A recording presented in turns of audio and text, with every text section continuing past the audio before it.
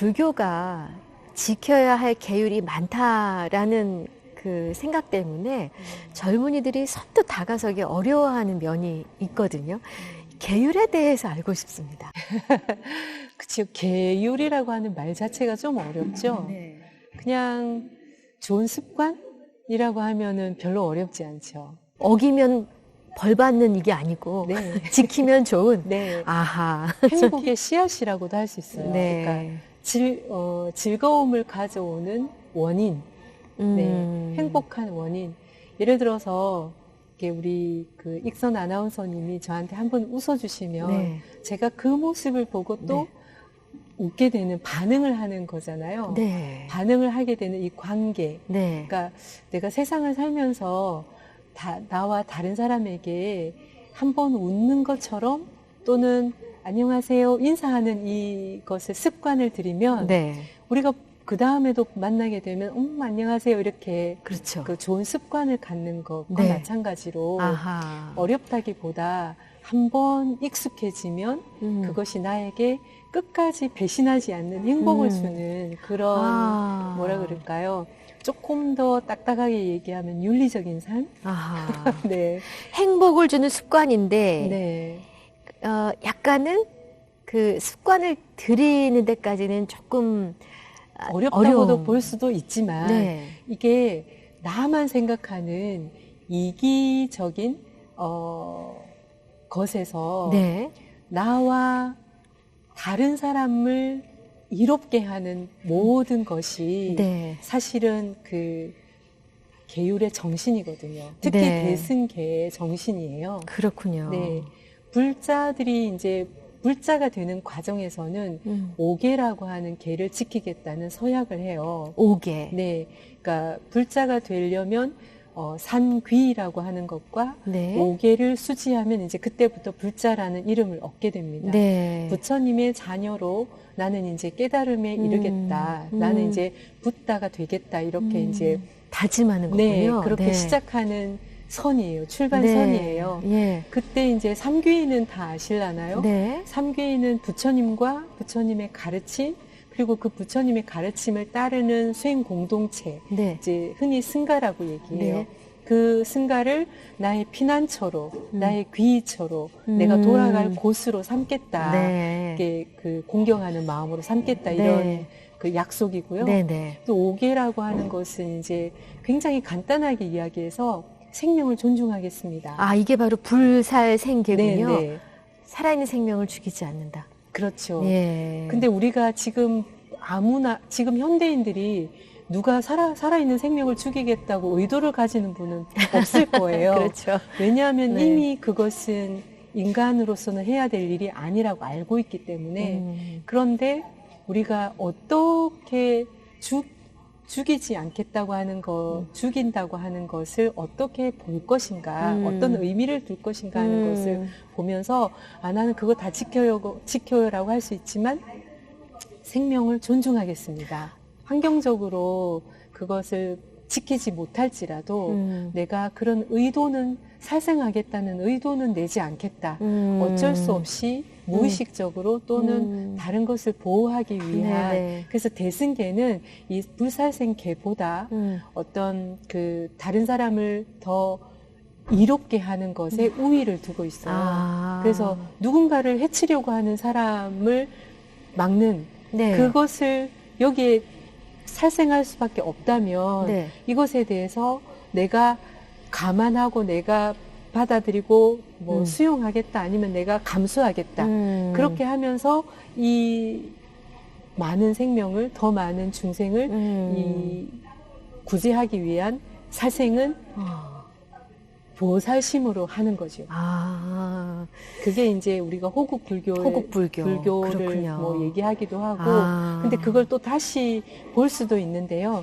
일단 제일 중요한 거는 마음가짐. 그러면서 미안합니다. 그러니까 내가 이럴 수밖에 없습니다. 그렇지만 이 인연을 통해서 더 좋은 곳으로 환생하기를 바랍니다. 원항생 이렇게 빌어주면서 그 과보는 내가 또 받아야 되겠죠. 그렇군요. 첫 번째 계율은 살아있는 생명을 죽이지 않는 불살생계. 두 번째 계율이 불투도계라고 되어 있습니다. 이건 뭔가요? 어렵죠. 말이 어려워요. 그러니까요.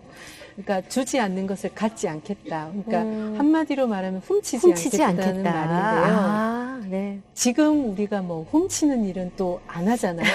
대놓고는 안 하죠. 네. 대놓고는 안 하지만 사실은 허락 없이 쓰는 거는 무지 많잖아요. 근데 사실은 이 개는 다른 사람의 마음, 그러니까 누군가의 것이라고 생각하는 걸 가지고 오는 것은 그 사람의 마음을 상하게 하는 거고 아프게 하는 거잖아요. 네. 거기에 더 의도를 두면 그 사람 마음을 아프게 하지 않는, 아하. 또 내가 필요치 않은 것들, 정말 내가 생명이 지금 위험해서 먹을 것이 꼭 필요한 장발장처럼 그렇게 사회적인 조건과 여러 가지 악습 때문에 굶어 죽어가는 것을 그 훔친 그 하나, 이런 것은 다시 재해석해 봐야 될 필요가 있는데요. 네. 어쨌든 이 불투도개는 네. 평등한 또는 자기가 필요한 것을 공정하게 나눌 수 있는, 그러니까 나누는데 더 방점을 찍어야 할 것 그렇군요. 같아요. 요즘에는. 그렇군요. 네. 네. 세 번째 개가 불사음개로 되어 있습니다. 네. 그러니까 사음하지 말라 이건데요. 그러니까 서로 사랑하는 사람이 있을 때는 자연스럽게 접촉하게 되고 뭐 이런 그 성관계를 갖게 되잖아요. 그런데 이것을 악용하거나 서로 이것도 마찬가지. 사랑하는 사람에게 신뢰를 깨는 행동, 그리고 귀하게 생각하지 않는 것, 약속을 지키는 것하고 관계가 되고, 그러니까 우리가 상식적으로 생각했을 때 네. 부적절한 관계, 다른 사람에게 피해를 주는 관계, 그로 인해서 결국에는 자신이 고통스럽고 해를 입게 되잖아요. 그것을 미리 예방하는 거죠. 좋은 행복한 결과를 갖고 오게 하기 위한 울타리라고 보시면 좋을 것 같아요. 네 번째 개가 불망어개로 되어 있습니다. 말이 참 어려운데요. 듣고 보면 또 쉽습니다. 이건 무슨 뜻인가요? 그렇죠. 망어라고 하는 말을 요즘 쓰지는 않죠. 네. 또 보통 이제 거짓말, 또 잘 거짓말. 모르면서 아는 척하는 말. 네. 말 특히 조심하라는 건가요? 그렇죠. 말 때문에 상처 입는 일이 되게 많잖아요. 비일비재합니다. 아 예. 다르고 다르고. 그러면요. 이제 또 되게 예민해서 말을 또 잘 못하기도 하죠. 맞습니다. 그래서 사실은 이 그 윤리적인 삶 또는 계율을 지킨다고 하는 이 삶은 어린 시절부터 나만 생각하지 말고 더불어 살아가는데 어떻게 하면 조화롭게 살 수 있는지, 어떻게 하면 윤기 나는 관계, 행복한 관계를 맺을 수 있는지에 대한 지침이라고 보면 좋고요. 네. 그랬을 때 부처님이 그런 말씀하셨어요. 꽃과 같은 말, 똥과 같은 말, 꿀과 같은 말, 말은 세 종류가 있다 이렇게 말씀을 네. 하시는 경이 있어요. 네. 그래서 꿀은 그냥 보면 우리한테 이로운 약으로 쓰였잖아요. 네. 예전부터. 네. 그래서 정말 이로운 말, 이로운 말. 네, 이런 그 사람에게 힘이 되고 성장을 할 수 있게 하는 네. 그런 말들. 또 꽃은 향기도 있고 보기도 좋고 그렇잖아요. 네. 그래서 귀에 듣기도 좋고 네. 부드럽고 온화하고 뭐 이런 말들. 네. 근데 똥과 같은 말은 뭘까요? 더러운 말. 냄새 나고, 냄새 나고. 그쵸, 거친 말, 뭐 폭력적이거나 그러면서 가장 중요한 것은 내가 깨닫지도 않았는데 또 내가 잘 모르는데 또는 남의 것들을 내 것이냐 이렇게 하는 말들을 다 합쳐서 이제 똥과 같은 말, 해서는 안 되는 말, 그렇군요. 네, 그런 말들을 이제 말씀하셔서 그래서 진실하고 또 이로운 말 그리고 또 향기 나는 말. 그렇죠. 네, 듣기 좋은 말. 네. 이게 바로 불망어개. 마지막 네. 하나가 남았습니다. 네. 불음주개로군요. 네. 좀 알 것 같습니다. 네. 술이 들어가나요? 네, 대표적으로 그 시대에는 이제 술을 마시게 되면 네. 덥기도 하고 몸에 열이 나기도 하는 그런 상황이 생기기 때문에 네. 건강에도 안 좋지만 정신을 혼미하게 한다는 거죠. 깨어있는 정신을 갖지 못하게 하는 것. 네. 그게 우리가 수행을 하거나 자기 자신이 주인공인 자기 자신을 들여다볼 때 뭔가에 취해 있거나 또는 분명하지 않은 상태가 되는 걸 방지하기 위한 개라고 보시면 되고요. 그렇군요. 현대적인 언어로 보면 뭐 게임 중독 또는 뭐 섹스 또는 뭐 쇼핑 또는 뭐 우리가 중독을 갖다 붙일 수 있는 알코올 중독 외에 도박. 네, 예. 도박 뭐 이런 것들이 많이 있잖아요. 네네. 우리를 맨정신으로 살지 못하게 하고 아휴. 스트레스가 많이 네. 쌓였다고 생각할 때 풀려고 하는 것. 아. 많이 먹는 것도 아, 마찬가지예요. 그렇죠. 예. 네. 그 어떤 것 다른 것에 의지해서 어떤 다른 상태로 가고 싶어하는 아. 지금 이 현재를 살지 않고 아하. 다른 곳으로 도피하게 하려고 하는 네. 것을 좀 하지 말고 네. 직면해보라. 아. 그것을 바로 보라. 네. 이건 수행할 때 기본 자세거든요. 바르게 관찰하는 것. 그래서 수행을 위한 그러니까 관찰하지 않고 지금 여기서 도망가 버리면 계속 숙제는 남아 있어서 그럼요. 어느 순간에 해결이 안 해결해야 되죠. 되거든요. 그렇죠, 그렇죠. 그래서 그거 낭비하지 않기 위한 이것도 하나의 울타리이다.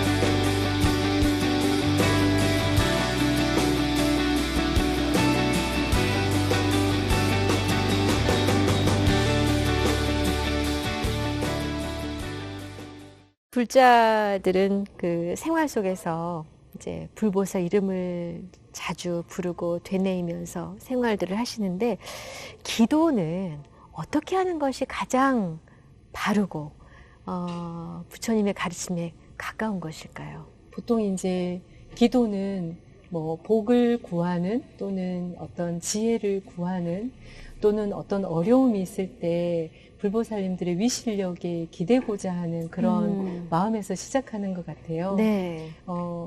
우리가 고통의 현장 속에 있을 때 당연히 부처님의 이름을 부르면 두려움이 없어지고 그래서 부처님께서 그렇게 말씀하셨어요. 네. 너가 힘들 때 부처님을 생각하라. 네. 그리고 임종의 고통에 있을 때 내가 찾아와 주겠다. 네. 아미타 부처님은 그런 서원을 다 하신 분들이에요. 관세음 보살님도 네. 고통 속에 있는 사람이 작은 신음을 낼지라도 내가 그 소리를 보고 찾아가겠다. 네. 고통에서 건져주겠다. 지상보살님은 지옥의 중생이 한 사람이라도 남아있으면 성불하지 않고 그분과 함께 성불하겠다. 네. 이렇게 다 대보살님들은 서원을 하신 분들입니다. 말씀만 들어도 왜 이렇게 위로가 되고 힘이 되는지 모르겠어요. 그렇죠. 네. 그러니까 그 보살님들뿐만 아니라 네. 수많은 불보살님들이 계세요. 네. 그리고 인간 몸을 받은 우리조차도 우리가 어느 때 어떤 힘든 넘어진 사람을 봤을 때 일으켜주고 싶거나 네. 어떤 고통 속에 있는 사람들을 봤을 때 연민의 마음이 일어날 때 저 사람이 고통에서 벗어나기를 이런 마음이 일어나는 것은 우리 안에도 그 보살심의 그 씨앗이 다 있고 네. 우리도 전생에 이 땅에 올 때 이 지구별 여행을 올 때 네. 그런 보살의 서원을 하고 왔을 거예요. 아하. 그 마음을 기억하고 조건이 딱 일어났을 때 일으켜지는 거죠. 그렇군요. 네, 그래서 사실은 내가 어떤 관세음 보살님이 되셨던 인연이 그분이 굉장한 고통 속에 있을 때 그런 서원을 하셨다고 해요. 내가 이렇게 고통스러운데 나처럼 이 세상에서 아무도 돌봐주는 사람이 없이 고통을 받는 이들을 제가 찾아가겠습니다. 그러니까 당신이 고통스러웠기 때문에 아하. 그래서 우리가 하는 기도는 내가 어떤 어려움이 있을 때 예를 들어서 나의 자녀가 정말 좋은 곳에 대학에 들어가기를 취직을 하기를 또는 행복한 결혼 생활을 하기를 이게 다 이타심에서 발현되는 거거든요. 그때 내 아이만이 아니라 그렇죠. 이 땅에 있는 아이들 네, 또는 이 땅에 있는 모든 청년들 네. 또는 결혼을 앞둔 모든 사람들을 마음의 문을 요만큼만 느리게 되면 그것이 이제 불보살의 원력으로 바뀌는 거죠. 그렇군요. 기도는 그렇게 하게 되면 그리고 이제 또 고통받는 사람, 내가 고통 속에 있을 때 저는 이제 병원에 있는 환자분들께 그런 말씀을 많이 드려요. 아, 네. 혹시 이것을 병원 현장에 계시는 분들도 보실 때 뭐 육체적인 고통 때문에 정신적으로 또 아플 수도 있어요. 좌절감이 그렇죠. 생기고 무력감, 그렇죠. 뭐 호르몬의 변화 때문에도 생기는 그때에 아, 내가 너무 고통스럽고 내가 고통에서 벗어나기를 이렇게 바라는 이 마음에 네. 이 병실에, 네. 이 병동에, 네. 이 병원에 또는 이 세상에 고통받고 있는 사람들로 이렇게 아하. 확장을 한다면 네. 그 기도가 불보살의 기도가 되는 거고 그렇군요. 원력이 되는 네, 네. 거예요. 잘 그래서 알겠습니다. 가장 네. 쉬운 기도가 있어요. 어떤 기도인가요? 일체 존재들이 행복과 행복의 원인을 갖게 되기를. 이렇게 하면 또 일체 존재들이 고통과 고통의 원인에서 벗어나기를. 이 두 가지만 하면 모든 육체적인 고통을 경험하는 사람뿐만 아니라 정신적으로 좌절감, 외로움 또는 수치심, 뭐 이런 온갖 번뇌 또는 온갖 어려움을 겪고 있는 사람들이 그 고통에서 그 고통의 원인에서 고통과 고통의 원인에서 벗어나기를 이라고 하면 일체 존재는 나도 포함되거든요. 그래서 한계 짓지 않는 넓은 마음이 되면서 뭐라 그럴까요? 우리가 나만 생각할 때는 나중에 성취가 되더라도 약간 허전해요. 네, 맞습니다. 맞아요. 예. 바로 그 마음이 보살의 마음이 있어서 그런 거예요. 아, 그렇구나. 그래서 네, 그게 왜 허전하죠? 내가 뭔가 한 가지 빠뜨린 거예요. 아하. 기억하지 못한 건데 그렇군요. 그 순간에 기억을 할 수 있으면 참 좋죠. 아, 그렇군요. 네.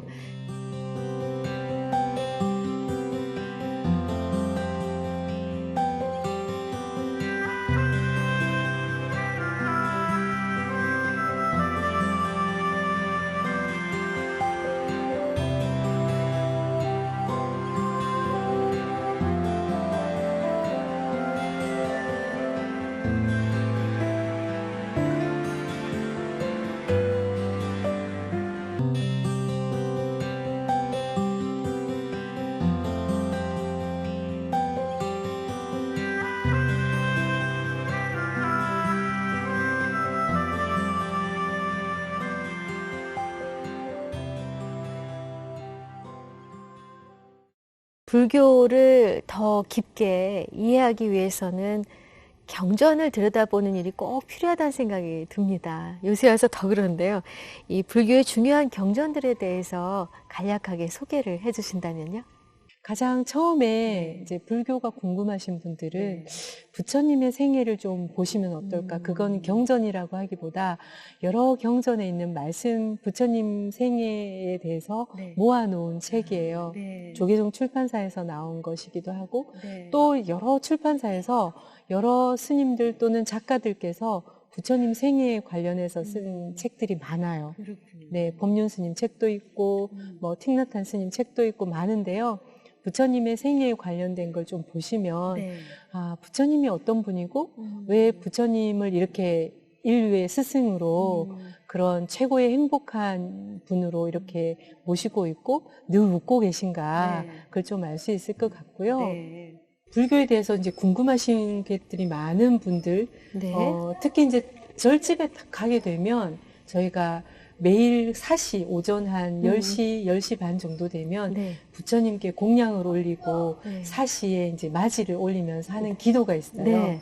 그게 이제 뭐 신라 말부터 해왔다는 그런 역사적인 전통을 말씀하시는 분도 계신데 천수경이라고 역시. 하는 경전이 있어요. 천수다란이라고 하는 관세음 보살님의 그 수행법을 처음에 어떻게 하고 마지막에 어떻게 해야 한다는 모든 불교의 수행법을 망라해 놓은 것 같은 기본적으로 좀 알아야 될 것 같은 거기서 이제 입을 정화하고 말을 우리가 그동안 잘못했던 말들을 정화하는 것부터 시작해서 마지막에 부처님께 귀의하는 것까지 이렇게 회양하는 그 일련의 어떤 그 경전의 어떤 뭐라 그럴까 대명사라고 할 수 있는 가장 기본이면서 처음 뭐 읽을 수 있는 경전이라고 할 수 있는 천수경을 권해드리고 싶고요.